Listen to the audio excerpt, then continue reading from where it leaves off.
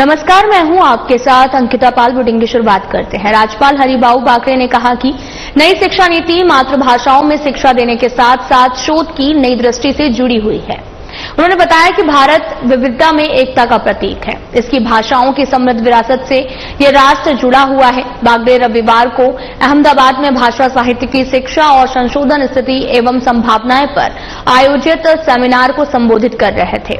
उन्होंने कहा कि शैक्षिक विकास के साथ हमें विकसित भारत की समृद्ध परंपरा को आगे बढ़ाना है, जिसके लिए भाषाओं की संस्कृति से जुड़े शोध पर ध्यान देना जरूरी है। बाकरे ने यह भी कहा कि नई शिक्षा नीति में भाषा और साहित्य की पढ़ाई के लिए संसाधनों को बढ़ाने का जोर दिया गया है। हर भाषा का अपना साहित्य होता है, जो हमारी संस्कृति और पहचान का हिस्सा है। राज्यपाल ने यह भी कहा कि साहित्य और भाषा का संशोधन एक सतत प्रक्रिया है, जो भाषा में होने वाले परिवर्तन को दर्शाता है। उन्होंने सभी को गुणवत्तापूर्ण शिक्षा, राष्ट्रीयता के सरोकार के मिलकर काम करने की भी बात कही है।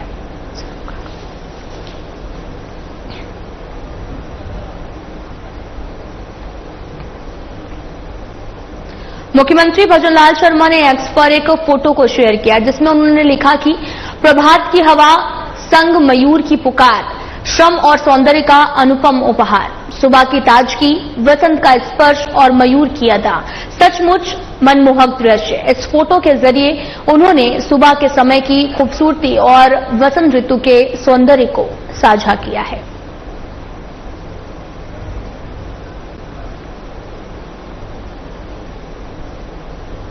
मुख्यमंत्री भजनलाल शर्मा केंद्रीय गृह मंत्रालय के राजभाषा विभाग की ओर से जयपुर के सीतापुरा स्थित जेईसीसी में आयोजित मध्य, पश्चिम और उत्तरी क्षेत्रों के संयुक्त क्षेत्रीय राजभाषा सम्मेलन को संबोधित किया है। इस दौरान उन्होंने कहा कि हिंदी के सम्मान, प्रयोग और प्रसार में अपनी पूरी शक्ति और प्रतिबद्धता के साथ कार्य करते हुए हमें हर स्तर पर, हर क्षेत्र में इसे प्रोत्साहित करना चाहिए। यही हमारी असल पहचान है।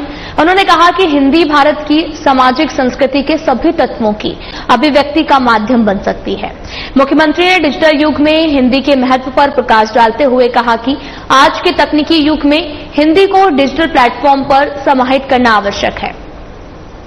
इस सम्मेलन में कंप्यूटर पर हिंदी में कार्य करने के नवीनतम तरीकों और सुविधाओं के बारे में जानकारी प्रदान की जा रही है, जो सराहनीय कार्य है। उन्होंने कहा कि हिंदी केवल एक भाषा नहीं, बल्कि हमारी संस्कृति, सोच और विचारों का सशक्त रूप है।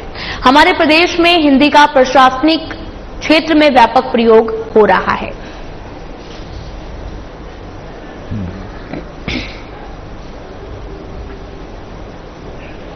इस राजस्थान की शक्ति और भक्ति की धरती पर आप सभी का अभिनंदन करता हूं, वंदन करता हूं। ये राजस्थान की धरती शक्ति और भक्ति के नाम से जानी जाती है।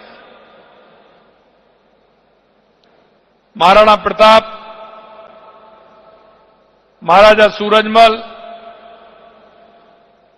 त्याग की प्रतिमूर्ति पन्नाधाय,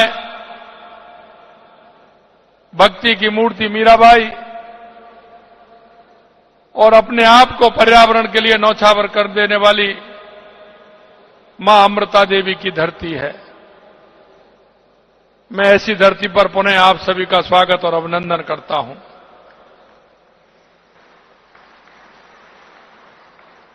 सबसे पहले मैं इस गर्मामी आयोजन के लिए माननीय देश के गृह मंत्री अमित शाह जी को और गृह राज्य मंत्री भाई नित्यानंद जी को मैं हार्दिक धन्यवाद भी देता हूं कि उन्होंने ये कार्यक्रम राजस्थान की राजधानी जयपुर में रखा है और इसमें हम सभी को सम्मिलित होने का शुभ अवसर मिला है। मित्रों, आज राजस्थान की पावन धरती पर मध्य, पश्चिम एवं उत्तरी क्षेत्रों की संयुक्त क्षेत्रीय राजभाषा सम्मेलन के इस महत्वपूर्ण अवसर पर आप सबके बीच उपस्थित होकर मुझे अपार हर्ष हुआ है। वो इसलिए कि हमारी जो भाषा है इसका कोई मोल नहीं है। मैं देश के गृह मंत्री माननीय अमित शाह जी, नित्यानंद जी, गृह राज्य मंत्री के नेतृत्व में गृह मंत्रालय ने देश की आंतरिक सुरक्षा और सामाजिक समरसता के क्षेत्र में जो अद्वितीय कार्य किए हैं उसके लिए मैं उन्हें विशेष रूप से बधाई देता हूं। उनके कुशल नेतृत्व के ने न केवल हमारी सुरक्षा व्यवस्था को सुदृढ़ किया है बल्कि देश में आंतरिक सुरक्षा को लेकर विश्वास भी जनता के बीच में पैदा किया है। क्षेत्रीय राजभाषा के इस सम्मेलन में भारतीय संविधान के अनुच्छेद 343 में उल्लेखित किया गया है कि संघ की राजभाषा हिंदी होगी। साथ ही अनुच्छेद 351 में हिंदी भाषा के प्रचार, प्रसार एवं विकास की बात कही गई है ताकि हिंदी भारत की सामाजिक संस्कृति के सभी तत्वों की अभिव्यक्ति का माध्यम बन सके, क्योंकि यह ऐसी भाषा है कि सभी भाषाओं से इसका अटैचमेंट है। और आपने देखा होगा कि इस भाषा के स्वरूप से अन्य हमारी जो क्षेत्रीय भाषा है उनका भी हिंदी का समावेश उनमें आता है। इसी भावना के अनुरूप केंद्रीय राजभाषा विभाग हिंदी के समुचित विकास के लिए क्षेत्रीय सम्मेलनों का आयोजन करता है और आज का ये सम्मेलन भी उसी कड़ी का एक हिस्सा है। ये हमारे लिए गौरव की बात है कि इस वित्तीय वर्ष 2024-25 का ये दूसरा सम्मेलन जयपुर में आयोजित किया गया है। यह सम्मेलन हिंदी में कार्य करने को प्रोत्साहन देने और हिंदी के प्रयोग में आने वाली कठिनाइयों को दूर करने में अपनी अहम भूमिका निभा रहा है। आज के इस तकनीकी युग में जहां डिजिटल प्लेटफार्मा का महत्व बढ़ता जा रहा है, हिंदी को इन तकनीकी क्षेत्रों में भी समाहित करना आज की आवश्यकता भी है। यह सराहनीय है कि इस सम्मेलन में कंप्यूटर पर हिंदी में कार्य करने की नवीनतम तरीकों और सुविधाओं के बारे में जानकारी प्रदान की जा रही है ताकि हम डिजिटल दुनिया में भी हिंदी का प्रभावी उपयोग कर सकें। इस सम्मेलन में सरकारी कामकाज में हिंदी में सर्वोत्कृष्ट कार्य करने वाले केंद्रीय सरकार के कार्यालयों, राष्ट्रीयकृत बैंकों, सार्वजनिक क्षेत्रों के उपक्रम, नगर राजभाषा कार्यान्वयन समितियों को पुरस्कृत भी किया जा रहा है। आज के इस अवसर पर जिन्हें राजभाषा पुरस्कार से सम्मानित किया गया है, मैं उन सभी को हार्दिक बधाई और शुभकामनाएं देता हूं और कहना चाहता हूं कि आने वाले समय में इसका और उपयोग बढ़ाने में हम सभी सक्षम होंगे। आप सबका हिंदी के प्रति जो लगाव है, जुड़ाव है, हमारे लिए वो प्रेरणा का स्रोत है। और प्रेरणा के स्रोत के साथ साथ मैं आपसे कहना चाहता हूं, ये ऐसी भाषा है जो हमारी संस्कृति और सामाजिक व्यवहार को भी आगे बढ़ाने का काम करती है। ये भाषा उन भाषाओं में से एक है जो अधिकतर इस भाषा के उपयोग से वो भाषाएं चलती हैं। आपने हिंदी भाषा की उन्नति के लिए काम कर न केवल हमारी इस राजभाषा बल्कि देश के करोड़ों लोगों को गौरव बढ़ाने का काम आपने किया है। निश्चित रूप से इस तरह के कार्यक्रम जब आयोजन होते हैं तो इनमें परस्पर एक प्रतिस्पर्धा भी होती है और उस प्रतिस्पर्धा में हमारे देश की संस्कृति और हमारी देश की एकता और अखंडता भी मजबूत होती है। राजस्थान विधानसभा अध्यक्ष वासुदेव देवनानी ने कहा कि राजस्थान विधानसभा का ये सदन लोकतंत्र का पवित्र स्थल है। इसकी गरिमा को बनाए रखने का दायित्व सत्ता पक्ष और प्रतिपक्ष दोनों का है। देवनानी ने कहा कि अध्यक्षता में सोमवार को प्राप्त उनके कक्ष में 16वीं विधानसभा के सभी प्रमुख दलों के वरिष्ठ नेताओं की एक महत्वपूर्ण बैठक संपन्न हुई है। अध्यक्ष देवनानी ने बैठक में सत्ता पक्ष और प्रतिपक्ष सहित सभी दलों के प्रमुख नेताओं की बातों को सुना। इस दौरान बीते दिनों सदन में जो परिस्थितियां और वातावरण बना, उस पर विधानसभा अध्यक्ष देवनानी ने दुख और पीड़ा व्यक्त की है। देवनानी ने कहा कि भविष्य में इस पवित्र सदन में ऐसी कोई स्थिति पैदा न हो। बैठक में कई दलों के वरिष्ठ सदस्यों के मध्य सदन को शांतिपूर्ण और सुचारू रूप से चलाने के लिए सहमति बनी है।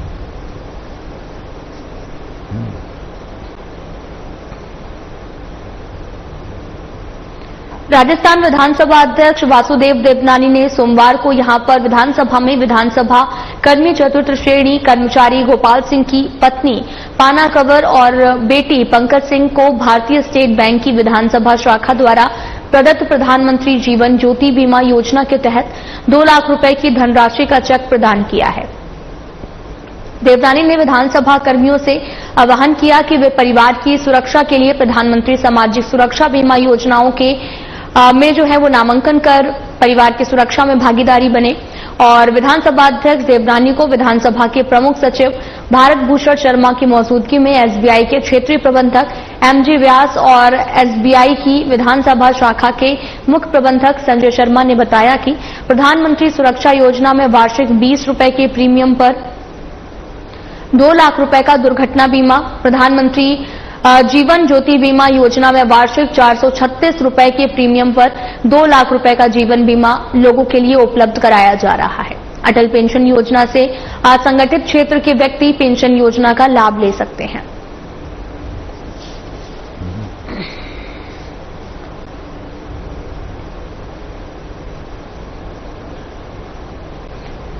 राजस्थान विधानसभा के नेता प्रतिपक्ष टीकाराम जूली ने सर्वदलीय बैठक के बाद बयान जारी करके बताया कि कांग्रेस ने हमेशा जनहित को दलहित से ऊपर रखा है।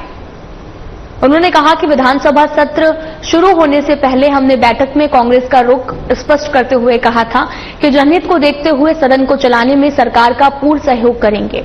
और राज्यपाल के अभिभाषण के दौरान कांग्रेस विधायक दल ने सकारात्मक रुख अख्तियार करते हुए अभिभाषण के दौरान किसी प्रकार का व्यवधान उत्पन्न नहीं किया। लेकिन ये दुखद रहा कि सरकार पक्ष के कुछ मंत्री और सदस्य खुद व्यवधान का कारण बनते रहे। जूली ने बताया कि सदन में पैदा किया गतिरोध सरकार की सोची समझी साजिश का हिस्सा है। उन्होंने कहा कि सदन को चलाने की जिम्मेदारी सरकार की होती है। प्रतिपक्ष सदन को चलाने में सहयोग कर रहा है हो तो सरकार को गतिरोध को तोड़ने के लिए गंभीरतापूर्वक सकारात्मक प्रयास करने चाहिए थे।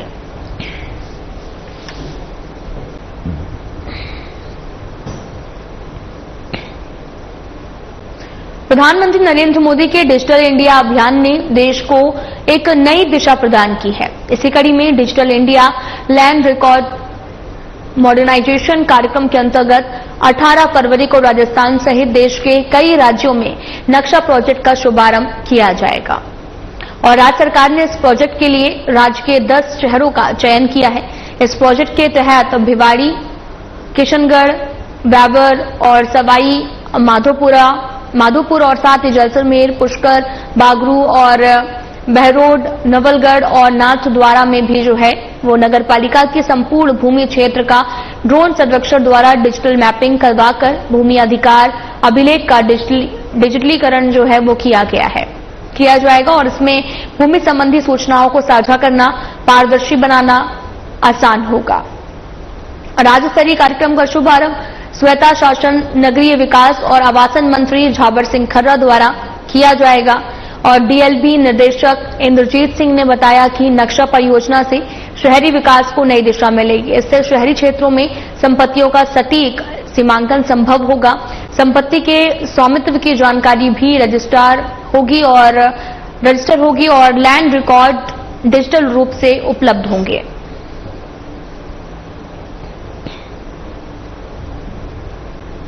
जल संसाधन मंत्री सुरेश सिंह रावत ने उदयपुर शहर में बांध सुरक्षा पुनर्वास और बांध सुरक्षा अधिनियम 2021 का राज्य स्तरीय सम्मेलन के उद्घाटन समारोह में शिरकत की है।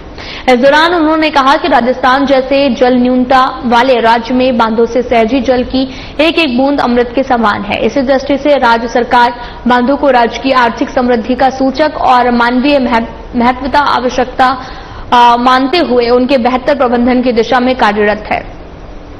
जल संसाधन मंत्री ने कहा कि बांधों के निर्माण रोके गए और जल के बेहतर उपयोग के लिए तंत्र विकसित करना, जल ढांचों की सुरक्षा हमारी सरकार के लिए वर्तमान में अति महत्वपूर्ण कार्य है।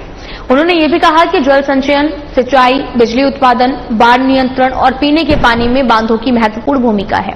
इसके लिए हमारी सरकार ने प्रथम बजट में वाटर ग्रिड की सोच को दर्शाया और अब उस दिशा में आगे बढ़ रही है।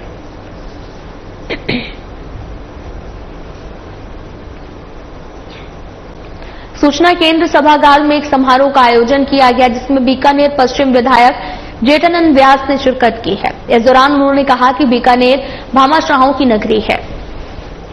शहर के विकास में इनकी भूमिका अत्यंत महत्वपूर्ण है। इसे ध्यान में रखते हुए मेरी मातृभूमि मेरी जिम्मेदारी अभियान प्रारंभ किया गया है। उन्होंने कहा कि अभियान से प्रेरित होकर रोटरी क्लब द्वारा जनसंपर्क कार्यालय को कंप्यूटर, प्रिंटर, एसी सहित अन्य सामग्री उपलब्ध करवाई गई है। इससे कार्यालय के कार्य संपादन को और गति मिलेगी। उन्होंने बताया कि अभियान के माध्यम से स्कूलों, कॉलेज, सरकारी कार्यालयों में आधारभूत सुविधाएं मुहैया करवाई जा रही हैं। इस दौरान विधायक व्यास ने कहा कि सूचना केंद्र सभागार को अत्याधुनिक कॉन्फ्रेंस हॉल के रूप में विकसित किया जाएगा।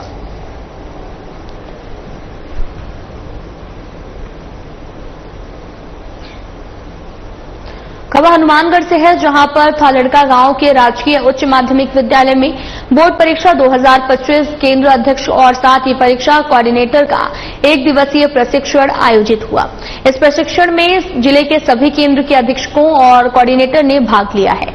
बोर्ड परीक्षा केंद्र अधीक्षक और परीक्षा कोऑर्डिनेटर को बोर्ड के नियमों के बारे में विस्तार से जानकारी देते हुए कहा कि जब बोर्ड की परीक्षाएं शुरू हों तो नकल का विशेष ध्यान रखना है और परीक्षा केंद्रों पर पूर्ण व्यवस्था होनी चाहिए। परीक्षा केंद्रों पर छाया, पानी, बिजली, मेडिकल की व्यवस्था जरूरी है। इस मौके पर डीईओ सेकेंडरी हंसराज जजेवाल और रणवीर सिंह शर्मा, एडीओ देवप्रकाश हरण, काशीराम सहारण ने बोर्ड परीक्षा 2025 के बारे में बताया है।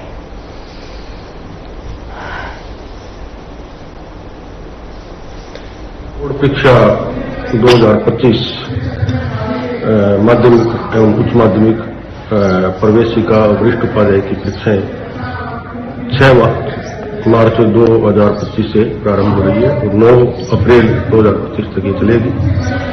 बोर्ड परीक्षाओं के सुचारू, सफल और निष्पक्ष संचालन के लिए आज हनुमानगढ़ जिले के केंद्राधीशों की मीटिंग की गई है और इसमें बोर्ड से प्रश्न पत्र प्राप्त होने से लेकर और परीक्षा केंद्रों तक पहुंचाने और परीक्षा केंद्रों पर परीक्षा के सुचारू रूप से बोर्ड के निर्देशानुसार संचालन हेतु आज जो है केंद्राधीशों को और पेपर कोऑर्डिनेटर्स जो है उनको प्रशिक्षण दिया जा रहा है और इसमें यहां से हमारे 2 रिसोर्स पर्सन बोर्ड से प्रशिक्षण लेकर आए हैं और वो जो है इसमें समुचित जानकारी आज देगी। परीक्षा को लेकर के और क्या विशेष है आपकी बात? परीक्षा में बोर्ड से जो गत वर्ष की भांति बोर्ड की फ्लाइंग्स जो है वो लगेगी, जिला शिक्षा अधिकारी की जो फ्लाइंग वो लगेगी और इसके अलावा इस बार जो नई चीज है वो निर्देश ये है कि जो सभी विद्यार्थी है, शिक्षार्थी वो अपने स्कूल की जो ड्रेस है, यूनिफॉर्म है, वो पहनकर परीक्षा दें। सर बताएं, नकल के लिए क्या पुख्ता इंतजाम है? नकल रोकने के लिए जैसा कि मैं पहले बता चुका हूं कि बोर्ड की जो फ्लाइंग है जी वो सभी केंद्रों का निरीक्षण करेगी। हमारे जिले से 5 जो है फ्लाइंग होती है जी, तो 5 फ्लाइंग अलग अलग ब्लॉक में, अलग अलग क्षेत्र में जाकर केंद्रों का आकस्मिक निरीक्षण करती है। इसके अलावा एक फ्लाइंग के साथ बोर्ड की तरफ से हमें एक वीडियोग्राफर जो है वो हमें रहता है और इसके साथ साथ जो पेपर कोऑर्डिनेटर लगाए हुए हैं वो पेपर कोऑर्डिनेटर जो है थाने से प्रश्न पत्र निकलवाने के बाद एक केंद्र पर जो है वो माइक्रो ऑब्जर्वर का कार्य करेंगे। इसी तरह से जो निजी विद्यालय केंद्र है वहां पर वो कोई दूर दराज के परीक्षा केंद्र है वहां पर अन्य विभाग के राजपत्रित अधिकारियों को माइक्रो ऑब्जर्वर श्रीमान जिला कलेक्टर महोदय के द्वारा लगाया जाएगा।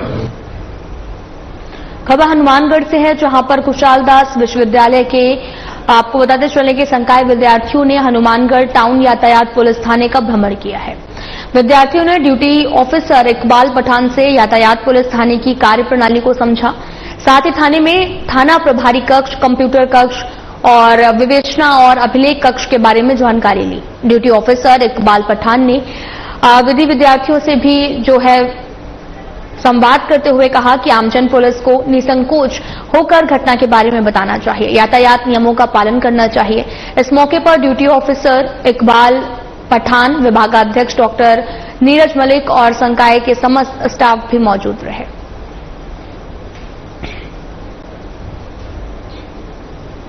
मैं अधिष्ठाता डॉक्टर नीरज मलिक आज अपने बच्चों को लेकर विधि महाविद्यालय बच्चों को लेकर यह थाना में आया और बच्चों को यातायात से संबंधित विभिन्न जानकारियां इनको उपलब्ध करवाई, जिससे कि ये अपने भविष्य में होने वाली दुर्घटनाओं से बच सके और ज़्यादा से ज़्यादा लोगों को प्रोत्साहित कर सके कि हमें यातायात के नियमों की पालना करनी चाहिए और हमें अपना जीवन, न केवल अपना जीवन बल्कि दूसरों के जीवन की भी रक्षा करनी चाहिए। सबसे ज्यादा दुर्घटना का कारण क्या मानते हैं आप? सबसे ज्यादा दुर्घटना का कारण तो तेज गति से वाहन चलाना और सीट बेल्ट, कार है तो सीट बेल्ट ना लगाना, हेलमेट ना लगाना, शराब पीकर वाहन चलाना और मोबाइल का वाहन चलाते वक्त उपयोग करना, ये सभी दुर्घटना के मुख्य कारण। खान विभाग की भीलवाड़ा और बिजौलिया टीमों ने सोमवार तड़के अवैध बजरी गतिविधियों पर कार्रवाई करते हुए 9 वाहनों को जब्त कर संबंधित पुलिस थानों को सौंप दिया है। एसएमई काबरा ने बताया कि विभाग की टीम ने बर्लियास में 3 ट्रैक्टर और एक ट्रेलर जब्त करके बर्लियास थाने में सौंप दिया है और इसी तरह से बजरी का अवैध परिवहन करते पाए जाने पर एक ट्रैक्टर ट्रॉली जब्त कर बागौर पुलिस थाने में सौंप दी गई है। साथ ही भीलवाड़ा एमई टीम द्वारा एक ट्रैक्टर ट्रॉली जब्त कर रायपुर थाने के सौंप दिया गया है। भीलवाड़ा के अधीक्षण अभियंता ओपी काबरा के निर्देशन में एमई भीलवाड़ा यहां पर अग्रवाल की टीमों ने भी सुबह तड़के औचक चेकिंग के दौरान इन वाहनों को जब्त किया है।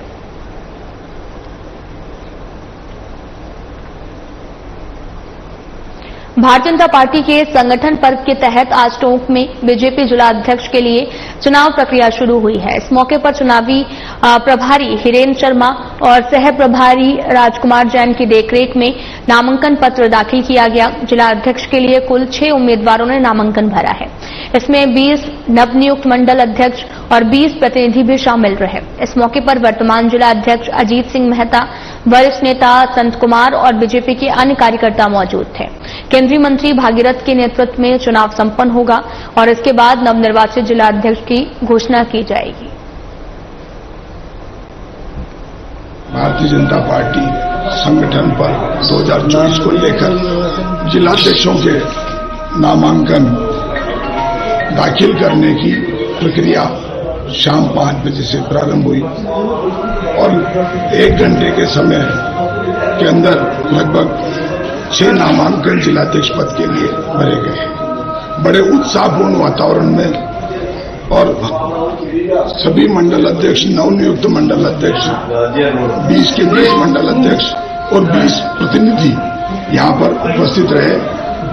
मेरे साथ मेरे चुनाव सह प्रभारी राजकुमार जी जैन और रामचंद्र जी और वर्तमान जिलाध्यक्ष अजीत जी मेहता, संत कुमार जी, वरिष्ठ नेता भारतीय जनता पार्टी और उपस्थित भारतीय जनता पार्टी के सभी कार्यकर्ता यहां पर उपस्थित थे। इस प्रक्रिया के बाद हम कल जो भी जिलाध्यक्ष बनेगा, जो हमारे कल भागीरथ जी जो केंद्रीय मंत्री हैं, कृषि मंत्री पधारेंगे, उनके मध्य उत्साहपूर्ण वातावरण में कार्यकर्ताओं के साथ, बड़ी संख्या में कार्यकर्ताओं के साथ नए जिलाध्यक्ष की चुनाव की घोषणा, मतलब निर्वाचित होने की घोषणा की।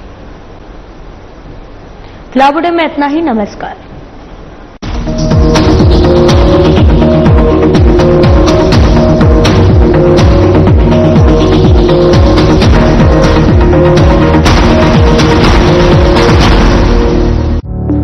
Through constant innovation, the group provides its clients with